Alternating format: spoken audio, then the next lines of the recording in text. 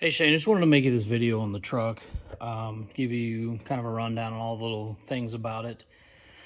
Under this cover is the battery box. The battery was replaced a year ago. It's an Optima battery. This switch right here turns the compressors on and off. It also puts power to the switch box in the cab to air the truck up and down. So you just flip it over, turns everything on. Flip it down, turns it off. You're also allowed, or it lets you pull it out when it's flipped. So there's that. This is the key ring. This is the ignition key here. This is the gas cap key. Works, goes in here. Have to turn it to pull this off to fill it. And then lock it back. Let's see. Tailgate's simple. It's got the latches on the inside here. They just the factory ones were turned in. To get into the door, this is the remote here. This button here, you hold it down for 2 or 3 seconds. Pops the door open. Whenever you start the truck and start driving, the alarm will automatically lock these doors, which is kind of frustrating. If you try to get out to do something, you have to unlock the door, which is not that big a deal. But obviously, you don't want to leave the keys in it with a truck with shaved door handles. I know you'd made mention of putting something in the wheel well to be able to get into it, which is not a bad idea. And that's probably another reason why the battery is accessible. Speaking of accessibility, this is where you open the hood at. I don't know if you can see this or not, but there's a latch right here. Be very careful. There's a pinch point up here that I put my thumb in once, and I'm telling you, it just knocked the end of my thumb open, almost needed stitches. So just be careful not to get up so high there. Truck runs really well. It does not have chokes for the carburetor. So if you just give it a couple pumps on the accelerator, and then turn the key on, you hear the fan, the pump come on, and it's actually got a start button right here. And with no chokes, it's kind of fickle to start.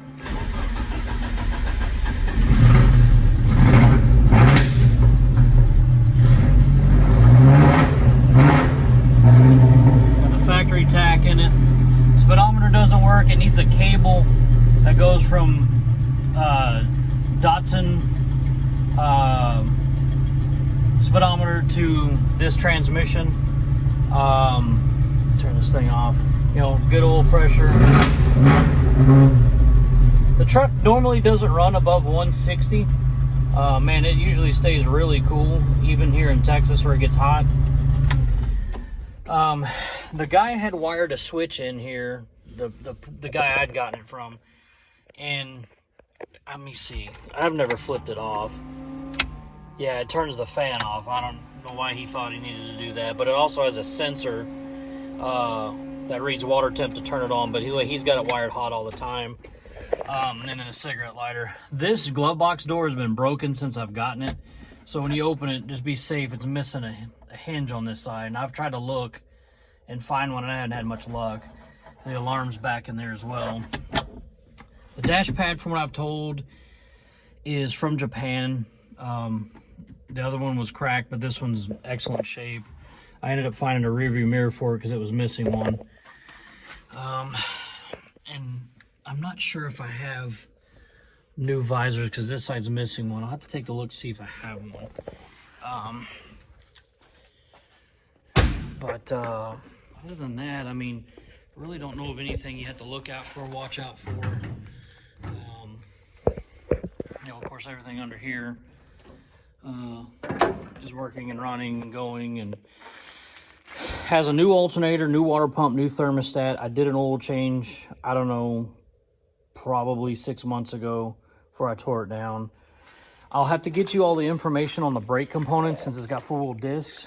I want to say it's a mix-matched amount of stuff on the front and rear, and I've got that list somewhere. You bear with me, I'll work on that this week to get that information to you. This grill is actually the original grill for the truck. I ended up, when I got the truck, I had a different grill. I had a later model grill. I ended up putting this on, looks much better. I'm going to pull those plates off because those are for 1973 vehicle here in Texas, and I coughed up for those suckers. Tires are new. I mean, they've only been on the truck a few months. I'll find the wheel lock key. I'll figure out where to put it. I should have mailed it to you, but maybe I'll chuck it in the floorboard. Can't really think of anything else. It's got a new fuel filter right there. It's got a new fuel regulator in it. New fuel pump, Holley fuel pump. I really don't know of anything else. If you have any questions, I'll be glad to help you all I can. And I know the information, or I have the information for the guy that put the motor in this truck and knows all the info on it. And he's the one that did all the brakes as well, so he'll be able to help us out with any info on that. But just wanted to make this for you. I know there's a few things I wanted to show you just in case, because obviously you're going to get it off of a truck. So, but if you have any questions, man, feel free. Don't hesitate to call.